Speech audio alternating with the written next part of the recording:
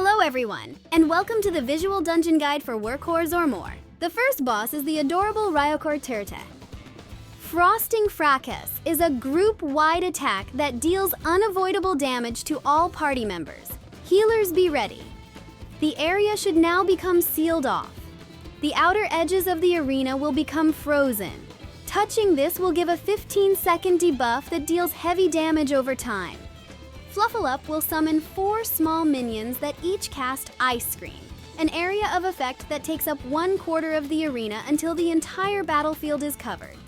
The boss will then cast Cold Feet, tethering 2 of the minions and encasing them in ice, delaying their actions. You will need to maneuver in front of a frozen minion until a safe zone becomes available to avoid the delayed cast of the frozen minions.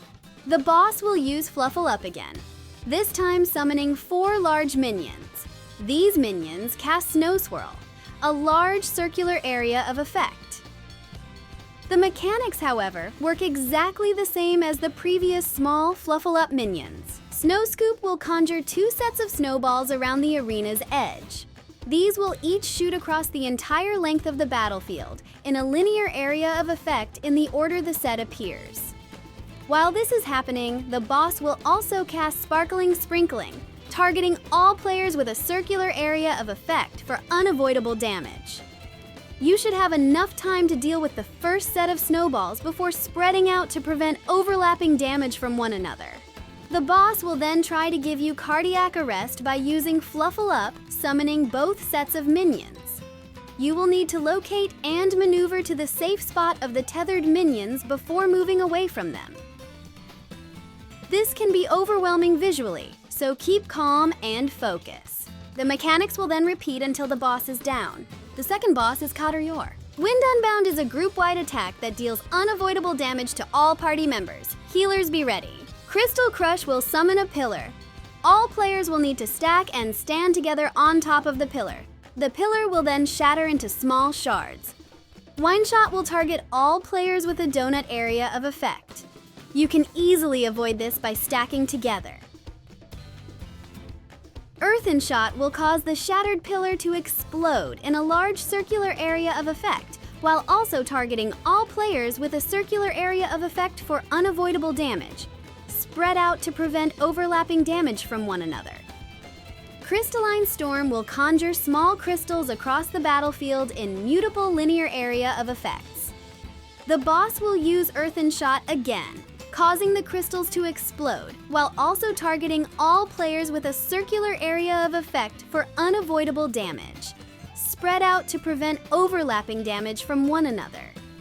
You will need to spread out while also maneuvering to a safe zone to avoid the exploding crystals. The boss will also cast Wind Shot.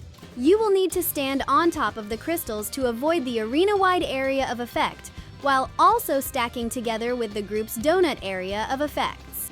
Seed Crystals will target all players with a circular area of effect for unavoidable damage, spread out to prevent overlapping damage from one another. You will also become bound and encased in crystal. You will need to focus down the crystals before they completely encase you or a party member. Stalagmite Circle is a large area of effect centered on the boss. You will need to move to the outer edges of the arena to avoid damage while also facing away from the boss to avoid the synchronized gaze attack.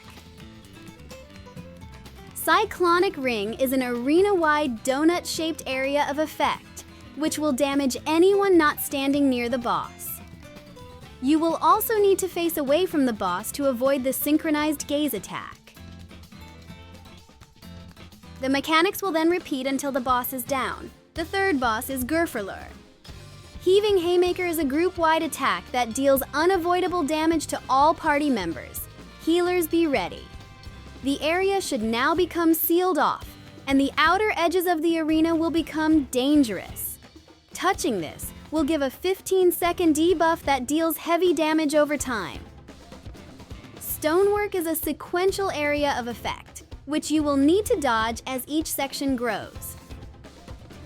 All players will also become targeted with a circular area of effect for unavoidable damage, spread out to prevent overlapping damage from one another. Stonework is an arena-wide knockback in the direction indicated by the arrows. You will need to maneuver your position so you won't be pushed outside the arena. Sledgehammer will need all players to stack and stand together to share the incoming damage. This is a 3-strike multi-attack, and the group will need to remain together until the boss has attacked all 3 times. Arcane Stomp will summon slow-moving arcane orbs around the battlefield. These orbs will give the first person they touch a stacking damage increase buff. The party will need to run around collecting these orbs before they make contact with the boss. Enduring Glory is a group-wide attack that deals unavoidable damage based on how many buffs the boss has collected from Arcane Stomp. Healers be ready. Stonework is an arena-wide knockback from the stone pillar in the direction indicated by the arrows. You will want to maneuver your position so you won't be pushed outside the arena. After the pushback has been resolved, 4 tornadoes will be summoned, which will move slowly around the battlefield. You must avoid them until they disperse. The pushback effect will then repeat for a second time. Stonework. The boss will now begin to use a random combination of stonework, fire, water, and wind.